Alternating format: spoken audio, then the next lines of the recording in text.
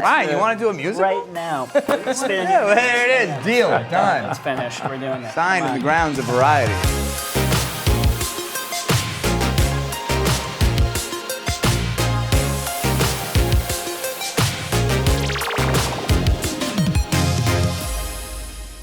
So first, easy question, raise your hand if you murdered Christopher Plummer. Oh. Nobody? Well, I wrote it, so sorry. Not with humor. We understand the night of his demise. The family had gathered to celebrate your father's 85th birthday. How was it, by the way? The party? Pre my dad's death? Oh, it was great. Knives Out is a whodunit murder mystery, and it's a modern-day American whodunit, but kind of in the style of an Agatha Christie story. So it's very much kind of like a new spin on the very traditional whodunit. I had been thinking of the idea for like 10 years, but I started writing it in January, and we had wrapped by Christmas. It came together very, very quick. Bonkers, isn't it? Yeah. For me, one of the tropes that's really fun, not just in her books, but also in the movies I grew up watching, is a big cast of amazing actors all playing slightly despicable people. And so that's why Not I was all of like, them. Not all of them. Not all of them despicable or not all of them amazing? Yeah. We had some freedom to kind of improvise and do things that normally doesn't happen. And but it's good for us because it keeps us awake. And you got to stay on your toes because you work with the likes of these people, and they're liable to throw anything at you. It's a lot of ego. Yes. It's a lot of listening. Yeah. The key to the whole thing is listening.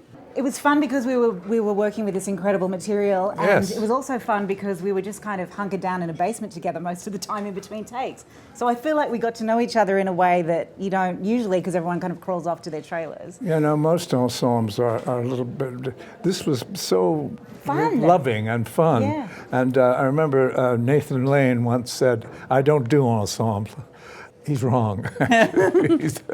We learned a lot from that. It was like being in summer stock again. We all just kind of hung out together. It was a very, very unique experience, wasn't it? Very unique. Yeah. And you don't get to do that anymore. And it was so joyous to hear other people's experiences and stories and stuff. And it was just a unique experience. Very, very pleasing, very joyous. Jamie was right at home. She basically took over the kitchen, took over the house, took over bossing around the cast too. I mean, she's a natural leader. Wrangler. I think she's a wrangler. A wrangler, thank you. On that, I just remember we were doing this really big scene one day. All of the family members were in, and I remember we were doing that scene and coming up, and I see something in the kitchen, and Jamie's in there making lunch for the family. That just in there making lunch for the family. The home was owned by the favorite, I don't want to say favorite, but the eldest daughter. And she and I became friends. Her name is Charlotte, and she and I became friends day one. And so I ended up hanging out with Charlotte the whole movie because I am Charlotte. Up your ass. Oh, very nice. Matter of fact, eat shit. How's that? Eat shit, eat shit, eat shit. Smug smile. Definitely eat shit. It's nice to play somebody a little more vile. I don't always get the opportunity to play, someone who's so despicable. So yeah, it's fun. Which is odd, considering your That I'm such a personality. piece of shit. To be perfectly honest, I swear to you, they sent the script over, and I read it once and was like, okay. I mean, it really had less to do with Linda and just a lot more to do with Ryan. You have to remember something. Ryan wrote and directed the movie. So it's not about the individual people, it's about the community of the people and the visuals and this gorgeous house.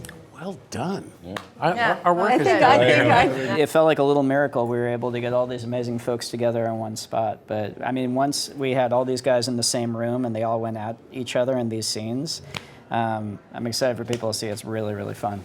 I suspect foul play. I have eliminated no suspects. Ron had written it, and it just said, a southern gentleman with a lilting accent, and I just sort of went, okay. There's a historian called Shelby Foote, Yes. who wrote The Definitive Civil War. I sat and listened to him for hours on end, and then I just have him in my head, and I worked with a great accent coach, and we kind of found it. I said to Ryan, you want me to go for it? He went, yeah, go for it. So I did. Ladies and gentlemen, I would like to request that you all stay until the investigation is completed. What? Can we ask why? Has something changed? No. No, it hasn't changed, or no, we can't ask? They don't turn up scripts like this. It came through the door. I love Ryan. I read the script and went, but when do we start? This is not Clue. Okay. This is a family dysfunction. This is a wildly entertaining, wildly contemporary whodunit. And Agatha Christie stuff in general, it's less about who's the villain, it's more about how we relate to all these people. That to me is the more interesting part of it, is every single one of them, even though the characters are kind of on the verge of being caricature, all of these guys ground them in a real emotion. And you understand everybody's motive, even if it's a motive for murder. That's why murder mysteries are so interesting.